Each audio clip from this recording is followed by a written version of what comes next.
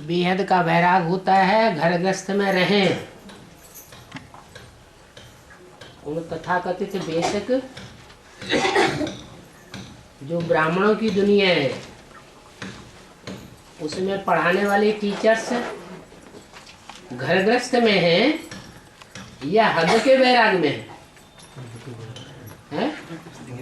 उनका हद का वैराग है। और जो एडवांस पार्टी है वो घर गृहस्थ में रहने वाली है। घर गृहस्थ में रहते हुए भी बुद्धि योग से उपराम रहें, यह है बेहद का वैराग। बुद्धि लिम्पायमान न हो। सन्यासी क्या करते हैं? तन से वैरागी हो जाते हैं, तन के संबंधियों से वैरागी हो जाते हैं और मन में वही बातें याद आती रहती है। तो हद का वैराग हुआ। हमारा है बेहद का वैराग। और बाबा 108 का जो माला है, ये जो अष्टदेव है 108 के अंदर में है या वो अलग है? 8 की माला अलग और पहले बनती है, उसके बाद 100 तैयार होते हैं। इसलिए बोला है 100 की माला तो फिर भी बन जाती है, लेकिन 8 की माला में अदली बदली ऊपर नीचे बहुत होते हैं। ऐसे क्यों बोला? क्योंकि 8 तो सबके पूर्वज हैं। जैसे बाप सारे विश्व का पूर्वज है। पूर्व माने पहले, ज माने जन्म लेने वाला। ऐसे ही जो और धर्म की आत्माएं हैं, ग्रुप हैं, उन सब के पूर्वज हैं जो 8 हैं। वो 8 100 में भी ऐड होते हैं।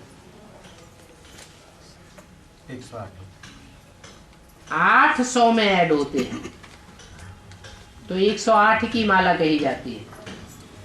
फिर वो 108 16,000 में भी ऐड होते हैं तो 16,108 की माला कही जाती है। फिर वो 16,108 9 लाख में भी ऐड होते हैं तो कंप्लीट प्रजा की संख्या कितनी कही जाती है? 9,16,108। वो 8 हर जगह ऐड होते जाते हैं। जैसे कि उनको ऐड किए बगैर दुनिया बन ही नहीं सकती। और बाबा रुंडमाला और मूलमाला इसका रास क्या है? रुंड कहते हैं नीचे के हिस्से को और मुंड कहते हैं इसको।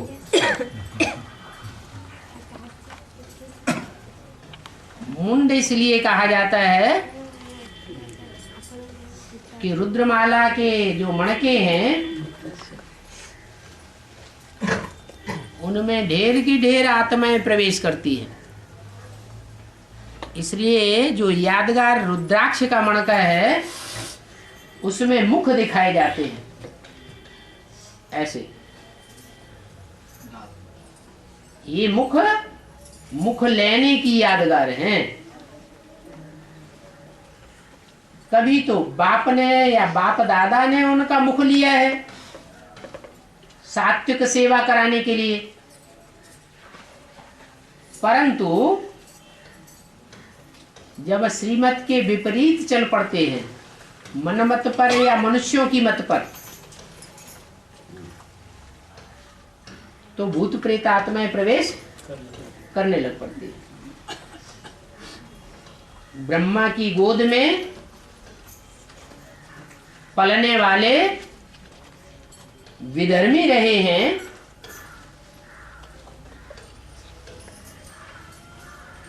ज्यादा संख्या में, या स्वधर्मी रहे हैं।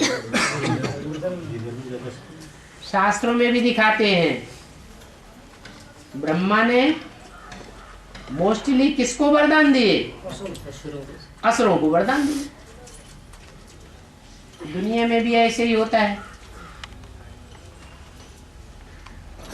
घर परिवार में माँ का जो छोटा बच्चा होता है, कितना ही खोटा हो, लेकिन माँ उसको भी बहुत बहुत प्यार देती है।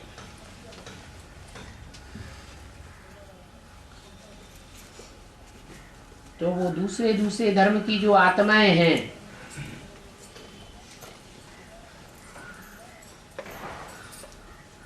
वो सारी की सारी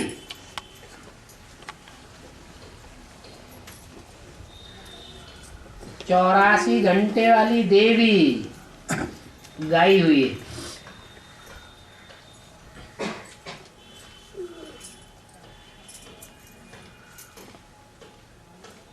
सात विधर्मी नारायण हैं।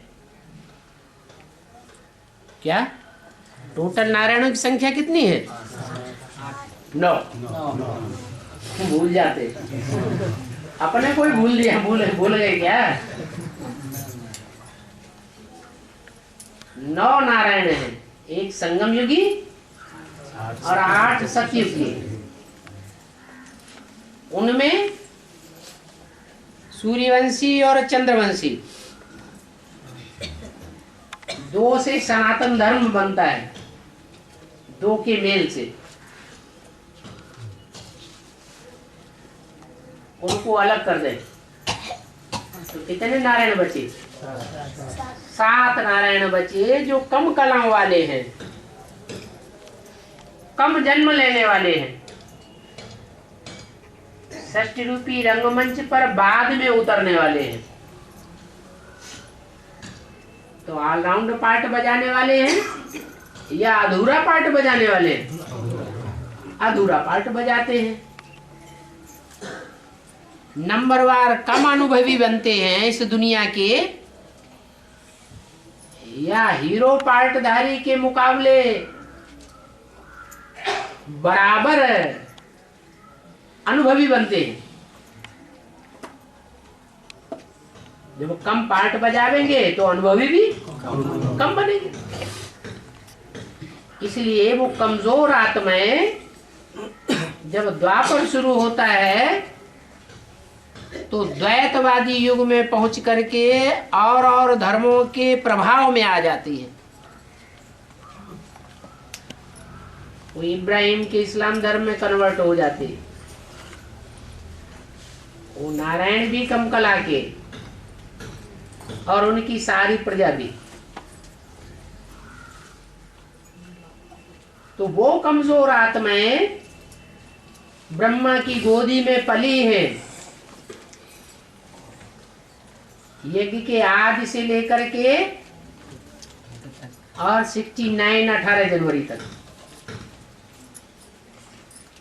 अभी भी पल रही है। क्योंकि ब्रह्मा की ही बुद्धि में अभी तक नहीं बैठा है गीता का भगवान कौन है। तो एकच भूल के कारण सारा सत्यानाश होता रहता है और दुनिया में असत्य का बोलबाला होता रहता है।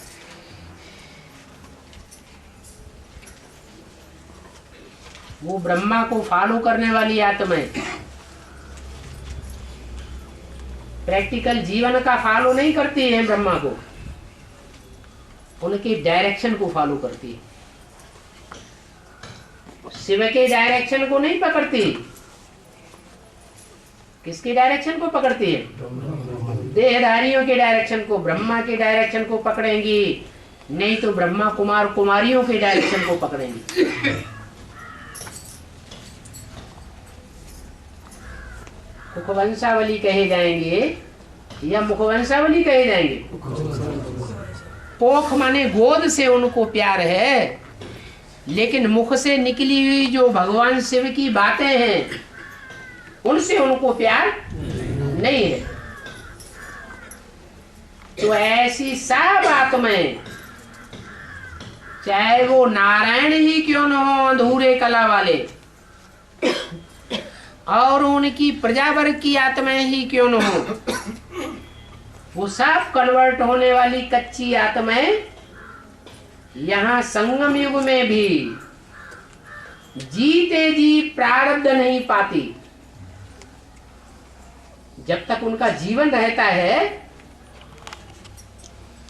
तब तक प्राप्ति नहीं कर पाती। जैसे ब्रह्मा ने प्राप्ति नहीं की जीवन रहते, क्या जीवन मुक्ति पाई? जीवन रहते रहते मुक्ति नहीं पाई।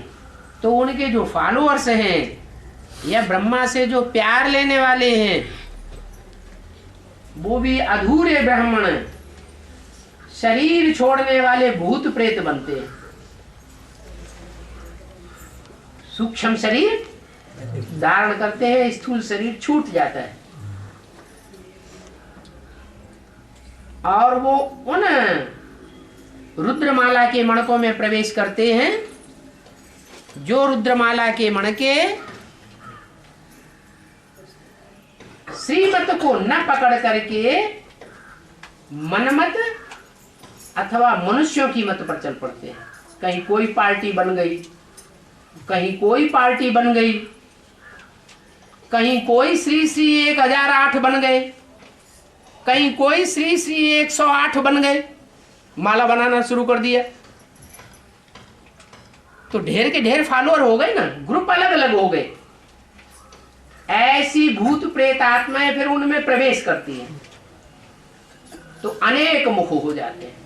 इसलिए कहावत है, कहते हैं और प्रैक्टिकल भी है कि रुद्रमाला के जो मणके रुद्राक्ष दिखाए जाते हैं भक्ति मार्ग में, उनमें एक मुख वाला मणका बहुत कम मिलता है और अनेक मुखों वाले मणके ढेर के ढेर मिलते हैं।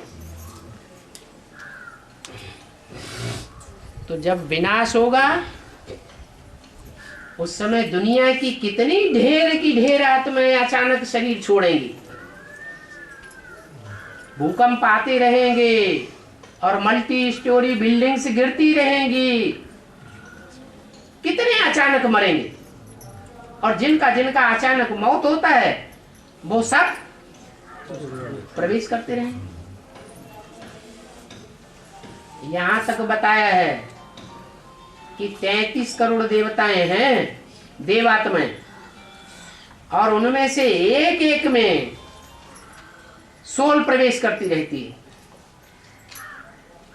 ऊपर से परमधाम से जो भी आत्माएं आएंगी वो गर्भ से तो जन्म नहीं लेंगी, पवित्र आत्माएं हैं, तो क्या करती है, कोई में प्रवेश कर जाती है।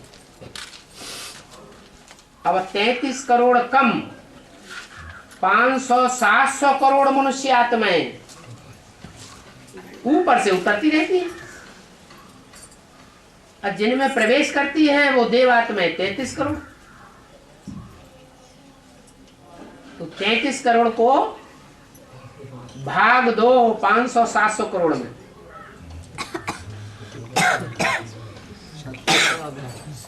एक एक में कितने आए, तो ढेर के ढेर प्रवेश करते हैं। अभी भी ये शूटिंग होगी और होने वाली है और हो रही है। ब्रह्मा से ज्यादा श्रेष्ठ आत्मा तो और कोई है भी नहीं, और वही जब प्रवेश कर रही है तो ब्रह्मा की गोद में पलने वाले जितने भी विधर्मी आत्माएं हैं वो सब प्रवेश करती हैं और मुख से अल्लाह मगल्ला बोलती हैं, कुछ भी बोल के सुनाएंगी, और जो सुनाएंगी सो श्रीमत के बरखिलाफ। तो मुख बने हुए रुद्राक्ष के मणकों में, कहते ना ये तो एक मुख की भाषा बोलता है, माने एक ही बात बोलता है।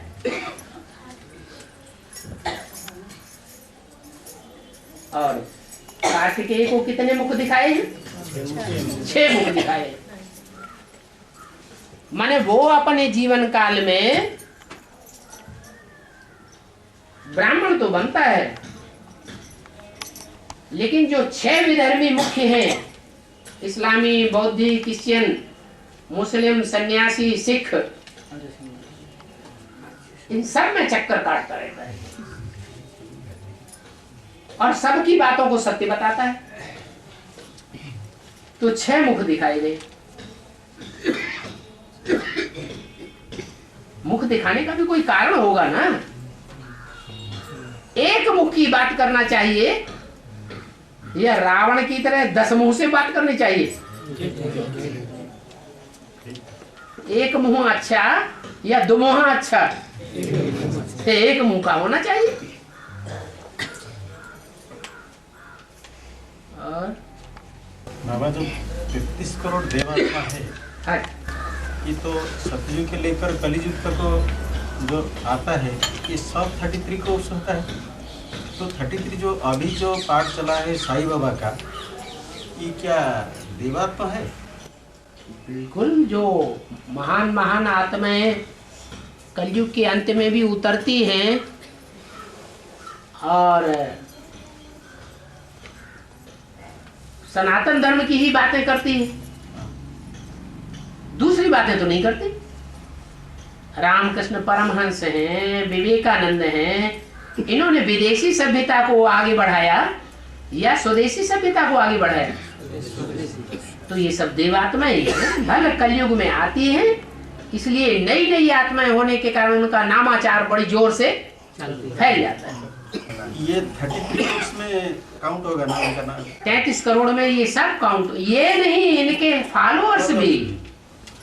अच्छा, ये सब उनका जो पुरुषार्थ अनुसार ये लोग क्या सतयुग के भी आएगा? वो लोग सतयुग में क्यों आए? कलयुग में आए हैं या सतयुग में आए हैं?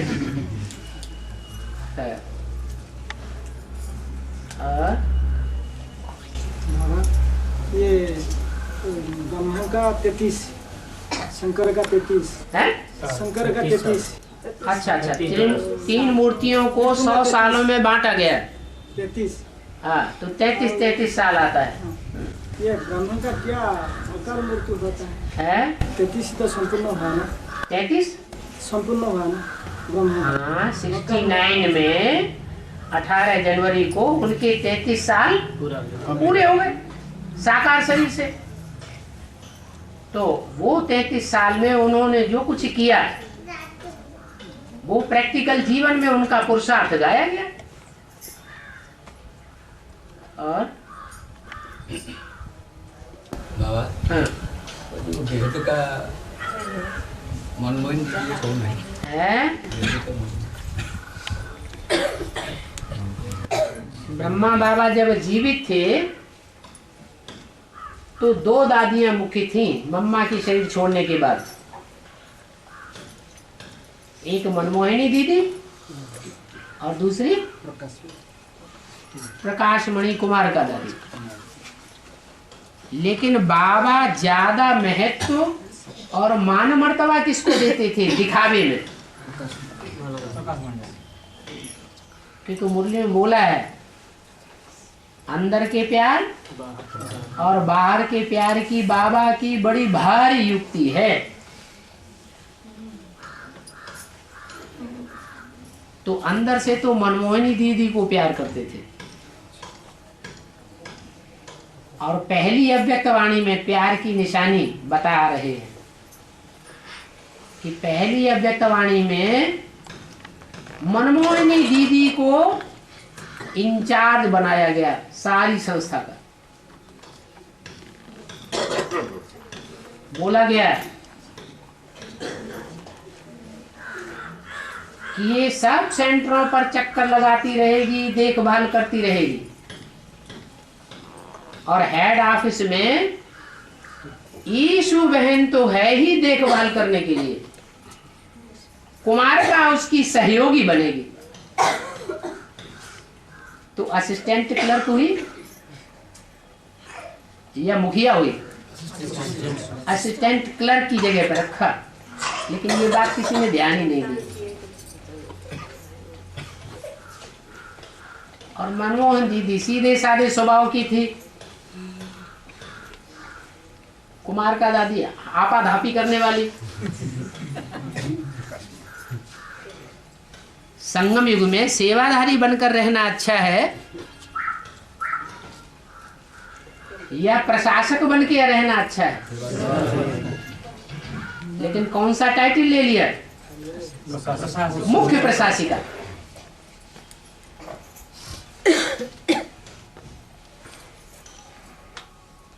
और मनोहर दीदी तो पहले ही शरीर छोड़ दिया।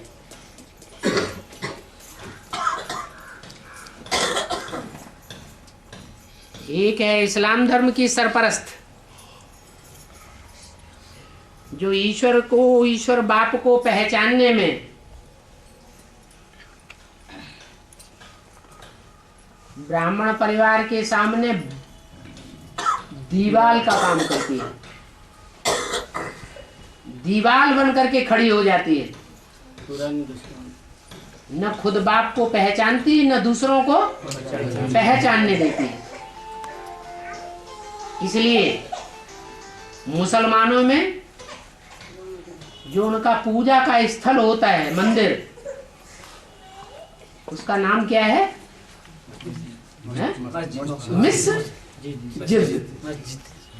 जिद पकड़ ली कि मैं इस स्वरूप को भगवान बाप नहीं मानूंगी। तो मुसलमानों का जो पूजा का स्थल है, उसमें एक दीवार खड़ी कर देते हैं सामने। क्या? चाहे ईदगाह हो और चाहे मस्जिद हो, वो दीवार की ही पूजा करते हैं। इसकी शूटिंग कहाँ होती है? ब्राह्मणों की दुनिया में अभी शूटिंग हो रही है, होती रही। उस दीवार को ही उसके फॉलोअर्स मानते हैं।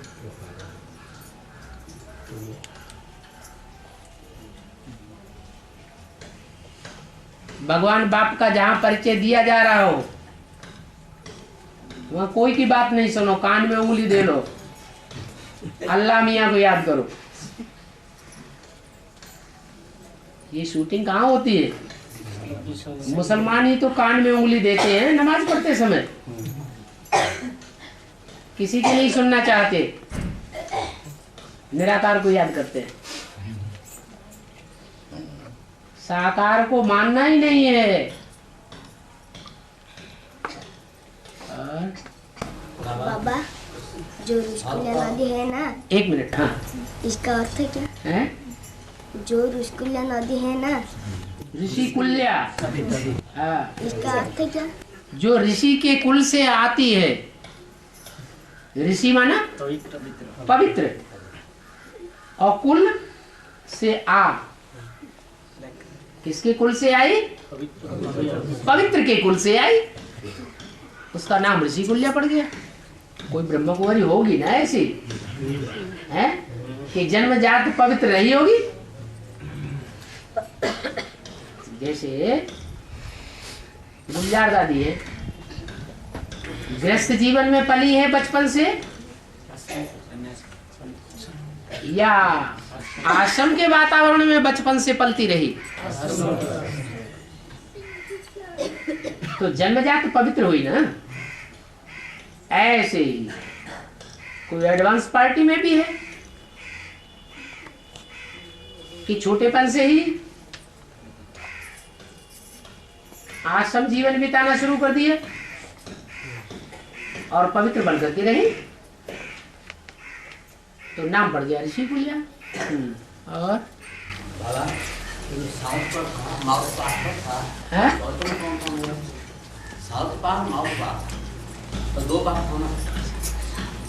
साउथ पोल, हाँ, और नॉर्थ पोल, हाँ, चैतन्य में एक होता है आकर्षण करने वाला, और एक होता है सारा आकर्षण खींच लेने वाला। उसको साइंटिस्ट लोग कहते हैं पॉजिटिव और नेगेटिव। तो एक पार्ट है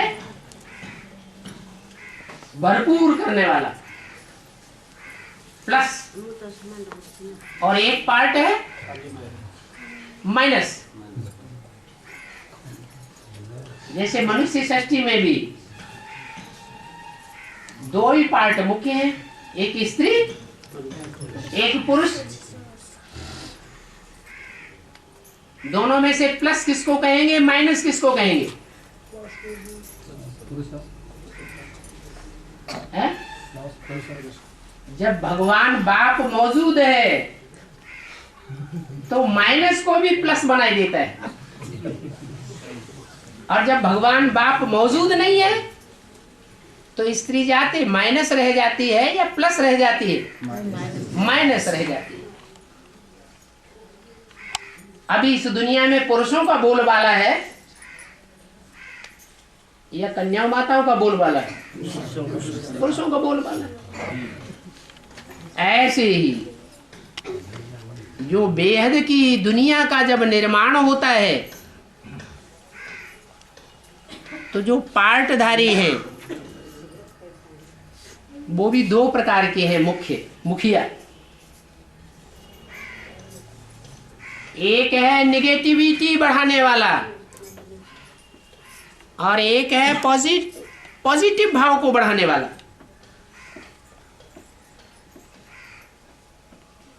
बाप आते हैं तो पॉजिटिव बढ़ाते हैं या निगेटिव बढ़ाते हैं? पॉजिटिव बढ़ाते हैं। और किस तन में आते हैं? पुरुष तन में आते हैं, स्त्री चोले में आते हैं? पुरुष तन में आते हैं। तो वो है नॉर्थ पोल, चुंबकीय शक्ति। आकर्षण शक्ति पवित्र में होगी या अपवित्र में होगी? खींचने की शक्ति, जिसको भक्ति मार्ग में नाम दे दिया है कृष्ण। कृष्ण माने कशिश करने वाला, आकृष्ट करने वाला। तो वो हो गया नॉर्थ पोल। जरूर नीचे कोई चुंबक का पहाड़ है। पुरुष के अपोजिशन में है साउथ पोल। और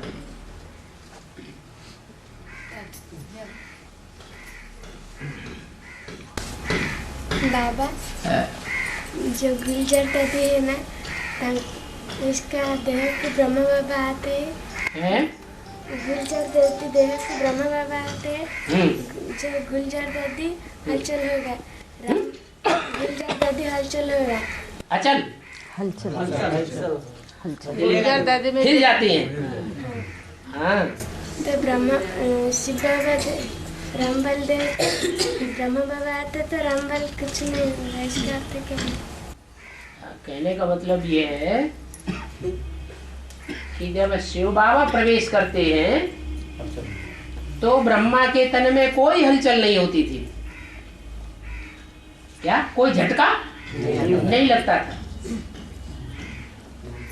और मनुष्य आत्मा जब कोई में प्रवेश करती है तो झटका लगता है। अकेले ब्रह्मा की बात नहीं है, सिर्फ ब्रह्मा की बात नहीं है। जो भी मनुष्य मात्र हैं और वो अचानक शरीर छोड़ देते हैं, भूत प्रेत बन जाते हैं, तो उनको अपना सूक्ष्म शरीर मिलता है।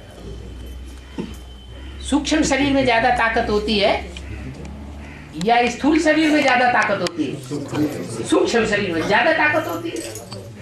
जो चीज जितनी सूक्ष्म होगी उतनी ज्यादा पावरफुल होगी।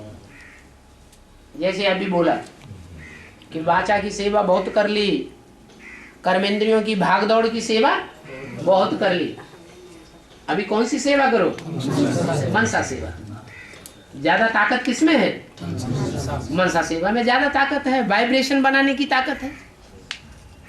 तो ऐसे ही ब्रह्मा वाली सोल मनुष्य आत्मा होने के कारण जब प्रवेश करती है तो जिसमें प्रवेश करती है उसको हिलाई देती है। सिर्फ हिलाई नहीं देती है, वो आत्मा जैसे सुसुप्त अवस्था में चली जाती है, अपने भान को भूल जाती है, विस्मृति स्वरूप बनाई देती है। तो विस्मृति स्वरूप बनाना अच्छा या स्मृति स्वरूप बनाना अच्छा है? बाप क्या करते हैं? बाप आते हैं तो स्मृति स्वरूप बनाने के लिए आते हैं और बनाते भी हैं। अब ब्रह्मा क्या करते हैं? विस्मृति स्वरूप बना देते हैं। ऐसा क्यों? ऐसा इसलिए कि मनुष्य आत्माओं में देह अभिमान होता है और भगवान में देह अभिमान नहीं होता। कोई कहे क्या प्रूफ? हम नहीं मानते। तो प्रूफ बताओ कि ब्रह्मा की सोल जब आती है तो मान मर्तबा लेकर के आती है। बुलाओगे तो आएंगे, नहीं बुलाओगे तो नहीं। ब्रह्मा बाबा को आवाहन किया जाता है ना, पहले से निमंत्रण दे करके रखा जाता है ना, बुलाया जाता है ना, तो वो बुलाने से आते हैं। और शिव बाबा बिना बुलाए ही आ जाते हैं। ब्रह्मा के तन में आते थे तो भी बिना बुलाए आते थे। बुलाने की जरूरत नहीं। 63 जन्म भी भले बुलाने वाले बुलाते रहे लेकिन वो आए नहीं। उन्हें जब आना है तब आएंगे। अभी भी जहां कहीं शिव बाबा का पाठ चल रहा होगा वो बुलाने से आता है, फिर अपने आप कूद पड़ता है, अपने आप आ जाता है। कोई निमंत्रण देने की दरकार नहीं है। तो शिव उसको अपना देह नहीं है, देह भान नहीं है। वो निराकारी है, निरहंकारी है, निर्विकारी है। तो जिस तन में भी बाप बन करके आता है उसकी भी ऐसी स्टेज बनती है। कैसी? निराकारी, निर्विकारी और निरहंकारी। शिव जहां प्रवेश करेगा पता ही नहीं लगेगा कि मेरे में प्रवेश किया। दृष्टि की पावर जिज्ञासु को दे गया, वाचा की पावर जिज्ञासु को दे गया। बाद में पता चलता है अरे मेरे में तो इतनी ताकत ही नहीं थी कि मैं इतने बड़े आदमी को, इतने बड़े व्यक्ति को मैं सुना पाता कुछ भी। जरूर कोई शक्ति ने ये कार्य किया। तो शिव वो देहभान रहित आत्मा सदा शिव है। क्या सदा शिव का मतलब क्या? सदैव कल्याणकारी है। भले इस नीचे सृष्टि में नीचे आता है, नीचे से नीचे में आता है, पति तमो प्रधान में आता है, बड़े से बड़े कामी कांटे में आता है। फिर भी उसकी इंद्रियों से जो कर्म करता है, अब किसी को थप्पड़ मार दिया तो उस समय तो भले लगे कि थप्पड़ मार दिया, लेकिन रिजल्ट कल्याणकारी होगा। कोई भी कर्म इंद्रियों से कोई भी कार्य करेगा उसका रिजल्ट कल्याणकारी ही होगा, अकल्याणकारी नहीं हो सकता।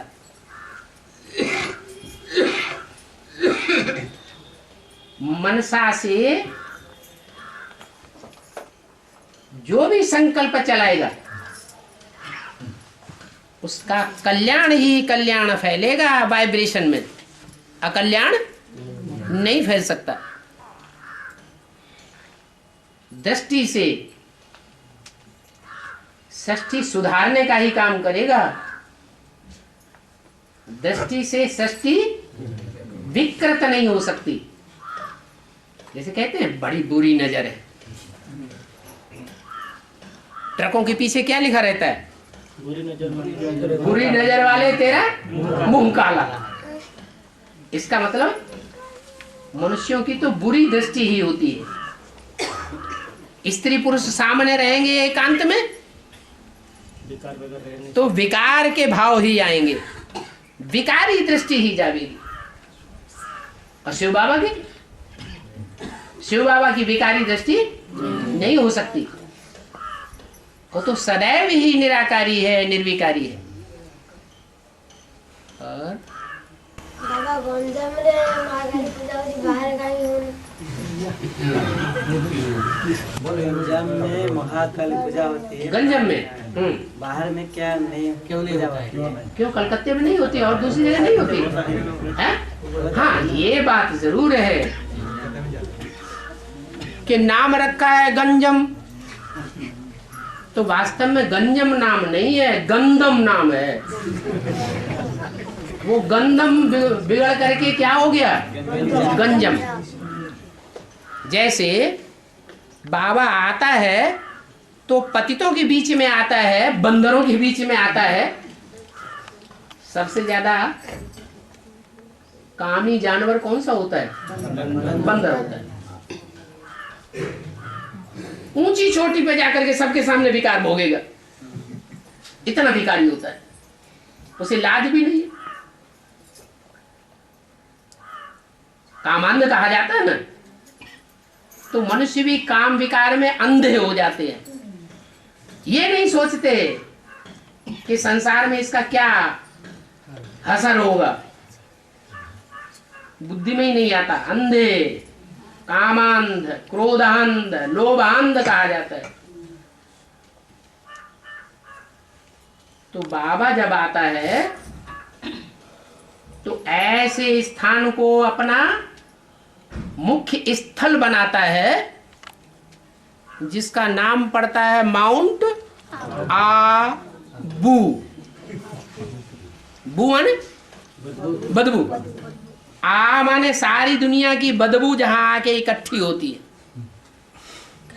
और सिर्फ बदबू ही नहीं, छोटा मोटा ढेर इकट्ठा नहीं होता, पहाड़, माउंट, बदबू का पहाड़ जहां जाकर के इकट्ठा हो जाता है। संसार में जब प्रत्यक्षता होगी तो प्रत्यक्षता से पहले बदबू का पहाड़ लोगों को देखने में आएगा, दुनिया वालों को, या भगवान देखने में आएगा? क्या देखने और सुनने में आएगा? कलंकीधर। क्या देखेगी दुनिया? जिसके ऊपर ढेर के ढेर कलंक लगते हैं। तो नाम पड़ गया माउंट आबू, बदबू का पहाड़। जो भारत के राजाएं हैं वो जन्म जन्मांतर के पतित राजाएं बने। एक एक राजा के रनिवास में सैकड़ों सैकड़ों रानियां रहती थी, तो कितने पतित होते होंगे। ऐसे पतित राजाओं वाली आत्माएं माउंट आबू में आकर के इकट्ठी होती है, और उसको तपस्या भूमि कहा जाता है। वहां आकर के तपस्या करती है देवभानु को त्यागने के लिए। ये देवभानु उन्होंने 63 जन्मों में धारण किया है, और एक जन्म में भगवान की याद से उस देवभानु को उतारती है। तो उस स्थान का नाम पड़ता है माउंट आबू। और माउंट आबू में जो आत्माएं बीज रूप स्टेज धारण करने वाली हैं, वो बीज रूप स्टेज धारण करने वाली आत्माओं को माउंट आबू से ज्ञान मिलता है या कोई दूसरे स्थान से ज्ञान मिलता है? वो स्थान भक्ति मार्ग में गाया हुआ है बनारस। क्या नाम दिया? बना बनाया रस, जहां ज्ञान का मिलता है।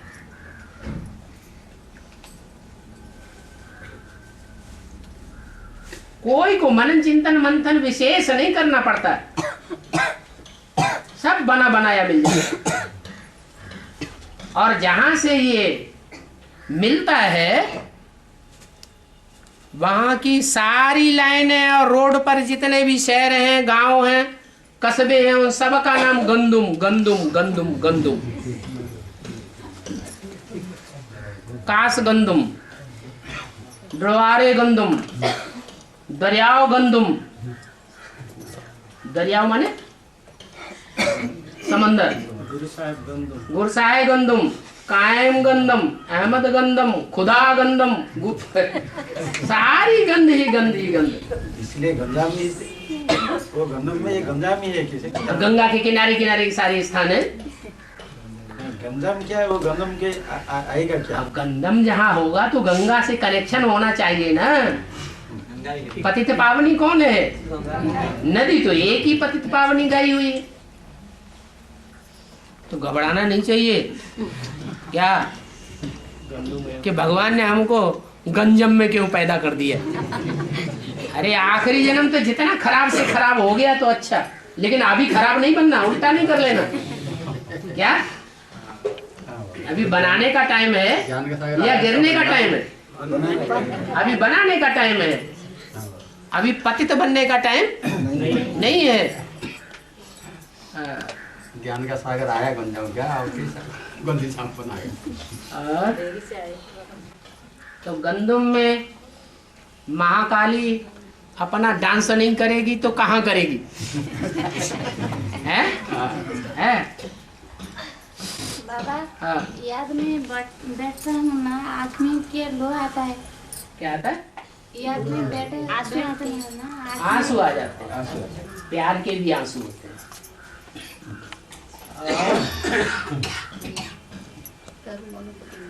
बाबा नर्मदा नदी का अर्थ क्या है? नर और मादा। शिखंडी का नाम सुना है? शिखंडी का नाम नहीं सुना? महाभारत में एक शिखंडी पात्र भी है। कभी स्त्री का पार्ट बजाता, कभी पुरुष का पार्ट बजाता, नर का भी पार्ट बजाता और मादा का भी पार्ट बजाता। रुद्रमाला में जो भी कन्या माताओं के चोले हैं, भले चोले तो स्त्रियों के हैं, कन्या माताओं के हैं, लेकिन आधीन रहने वाले संस्कार हैं उनमें नहीं। हाँ, आधीन रहने के संस्कार नहीं है। तो जब तक पुरुषार्थी जीवन है, स्त्री चोला दिखाई तो पड़ता है, लेकिन अंदर से स्त्री स्वभाव नहीं है। जब परिपक्व पुरुषार्थ बन जाएगा तो उनका जन्म जन्मांतर का राजा का प्रभाव, राजा का जो स्वभाव संस्कार है वो संसार के सामने प्रत्यक्ष हो जाएगा और चोला भी परिवर्तन हो जाएगा। आज भी ऐसे हो रहा है दुनिया में। जो अज्ञानियों की दुनिया है उसमें बहुत से ऐसे हैं, स्त्री पुरुष बनते जा रहे हैं और पुरुष स्त्री बन जाते हैं। हार्मोन्स की बात है। स्वभाव संस्कार के आधार पर, मनुष्य के शरीर के स्वभाव संस्कार के आधार पर हार्मोन्स चेंज हो जाते हैं। और जब हार्मोन्स चेंज हो जाते हैं तो स्त्री से पुरुष और पुरुष से स्त्री बन जाते हैं। और बाबा भी यही आके करता है। बाबा जादूगर है, दाढ़ी मूछ वाले ब्रह्मा को क्या बना दिया है? स्त्री बना दिया। नाम क्या रख दिया? ब्रह्मा, बड़ी अम्मा। सिर्फ नाम ही रख दिया या चोला भी बना दिया बड़ी अम्मा का?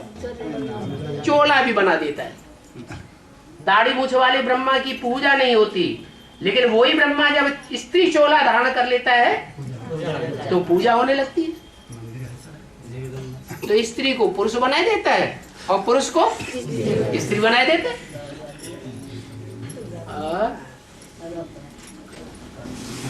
पार्वती पवित्र मुंडमाला करने देखे जाती। पार्वती को नहीं मुंडमाला दिखाते हैं।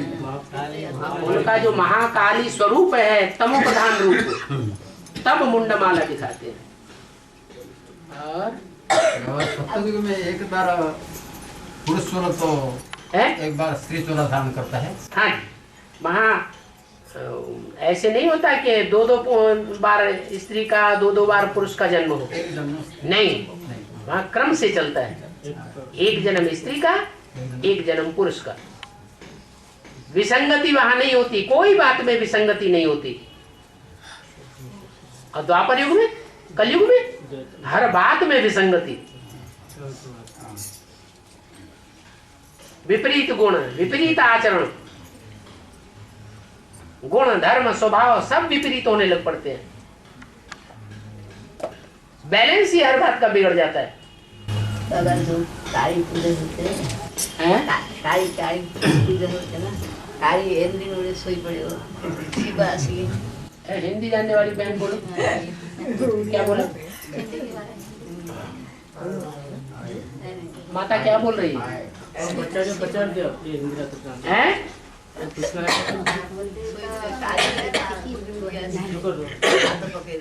वो जो शंकर को ये छाती पर जो काली पाँव रखते हैं ना, हाँ वही बोल रही है।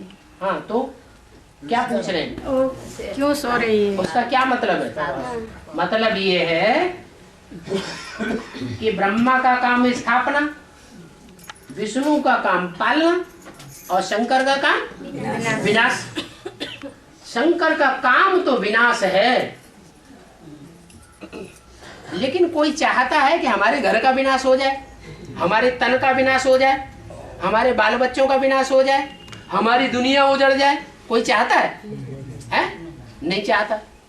तो विनाश अच्छी बात लगती है लोगों को, तेरा विनाश हो जाए, या गाली लगती है? गाली लगती है। और शंकर के तन में कौन आता है? शिव। उसका अर्थ क्या है? कल्याणकारी। अगर शंकर के तन में शिव ना आवे तो शंकर कहा जाएगा? नहीं कहा जाएगा। तो शिव कल्याणकारी उसमें प्रवेश करता है, और शिव कल्याणकारी प्रवेश भी करे और शंकर का नाम शिव के साथ जोड़ा भी जाए। और किसी देवता का नहीं जोड़ा जाता, 33 करोड़ देवताओं में से कोई का नाम नहीं जोड़ा जाता। इतना होते हुए भी उसके मत्थे लग जाए, हाय इसने विनाश कराई दिया, तो ये तो खराब बात हो गई। इसलिए शिव बाबा विनाश नहीं कराते हैं, शक्तियों से करवाते हैं। विनाश के लिए निमित्त कौन बनती है? शक्तियां। शिव बाबा प्लस है या माइनस है? प्लस है। वो तो बनाने का ही काम करेगा, बिगाड़ने का काम नहीं करता है। तो जो कन्याएं माताएं हैं, उन कन्याओं माताओं में से ऐसी शक्तियां निकलती हैं, ऐसी पावर वाली, जिनके मस्तक पर चंद्रमा विराजमान है, जिनकी बुद्धि में शिव बाबा याद है। इसलिए महाकाली के जो पुराने चित्र हैं, शंकर की छाती पर जब पांव रखा हुआ है तो उनके मस्तक में शंकर का चित्र दिखाया जाता है। माने उनको शिव बाबा की याद है। शिव बाबा की याद में रह करके वो सारा कार्य, विनाश का, संहार का, असुर संहारणी का कार्य पार्ट बजाती है। इसलिए शंकर को अगर वो काम न करना पड़े और दोष भी मत्थे न मरा जाए तो अच्छी बात है ना, है? आराम से पड़ जाना चाहिए या हुड़दंग मचाना चाहिए? आराम से पड़े रहो। भले छाती पर पांव रख दिया, शिव बाबा मान मर्तबा चाहता है क्या? है? छाती पर पांव रख देने से क्या होता है? दिल के अंदर कौन बसा हुआ है वो निकाल दो। तो दिल के अंदर की बात शिव बाबा देखता है या ऊपर का पांव देखता है? दिल के अंदर की बात देखता है।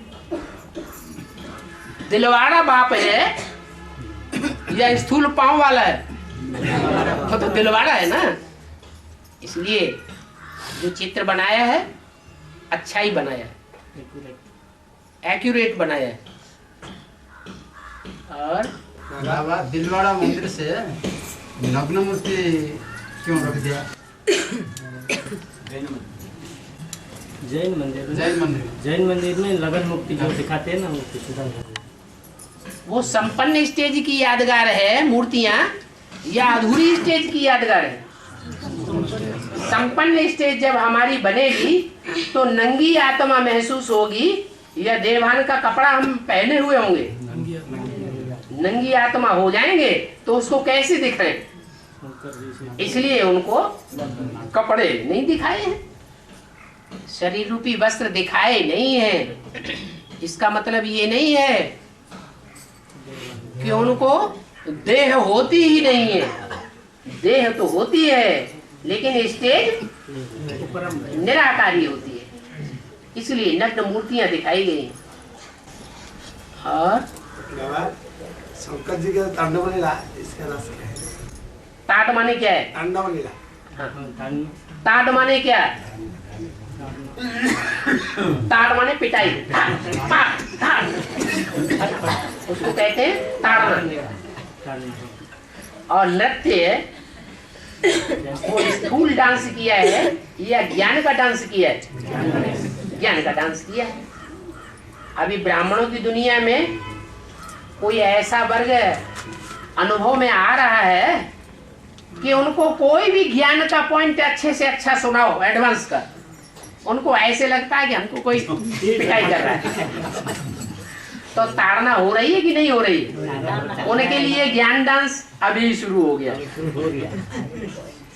नंगा नाच, और आगे चल के और भयंकर होता जाएगा।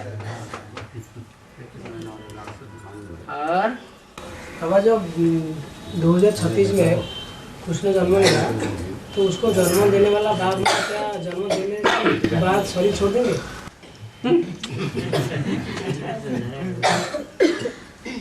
एकदम परिवर्तन होता है या परिवर्तन होने में टाइम लगता है? जो प्रकृति एकदम तामसी बन गई है 2036 में, एकदम तामसी बन जाएगी ना एटम बम फटने से। पृथ्वी हो चाहे जल हो चाहे वायु हो, ये तामसी तो बनेगी ना। तो तामसी से एकदम ठंडे हो जाएंगे या टाइम लगेगा ठंडा होने में? कुछ तो टाइम लगेगा।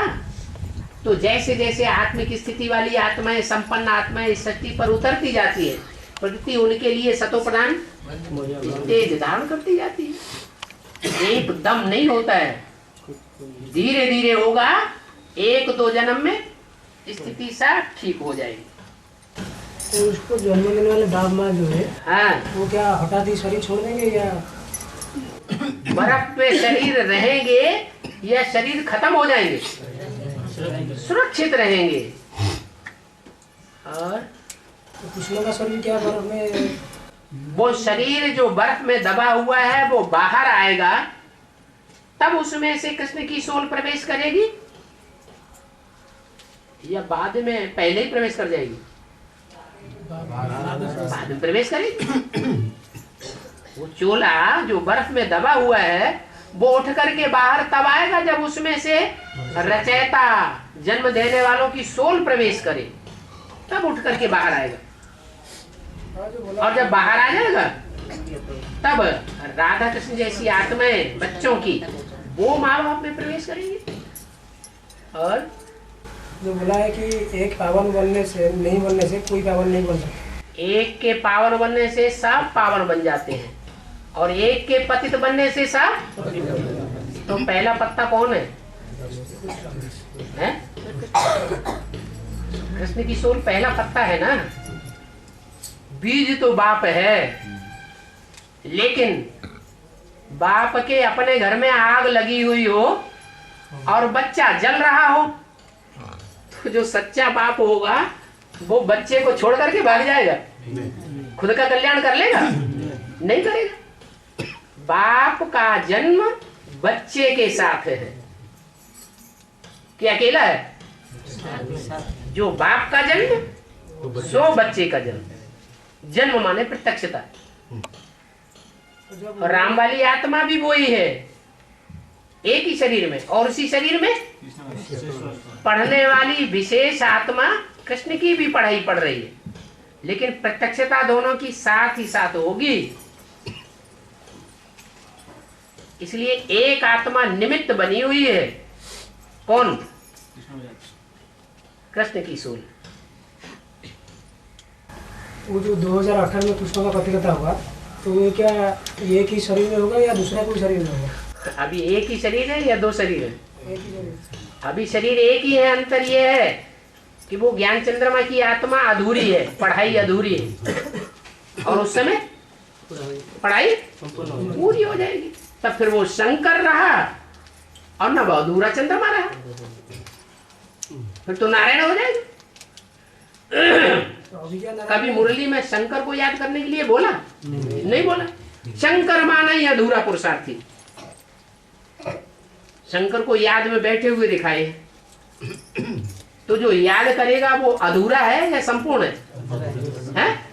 अधूरा है तो वही तो याद कर रहा है।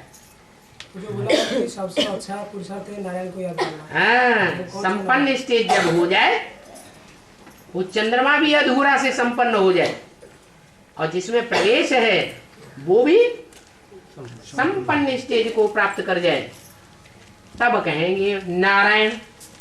फिर शिव की दरकार है क्या? है? फिर शिव की दरकार नहीं। शिव का काम पूरा।